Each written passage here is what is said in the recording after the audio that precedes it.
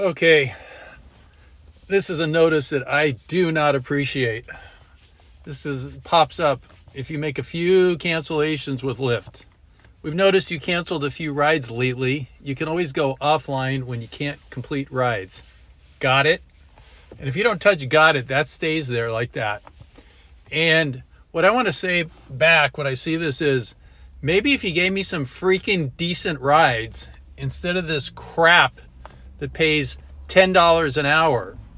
I mean, any driver worth his salt is not going to accept rides that pay a third of what a normal ride pays. And we are smart, so we say, no, I'm not going to accept that ride. And then we get this. Yeah, it's I find it very irritating. It's demeaning. It's talking down to us as drivers, and I don't appreciate it. How do you feel? How do you feel when Lyft points out to you, hey, we've noticed you've canceled a lot. We don't like it.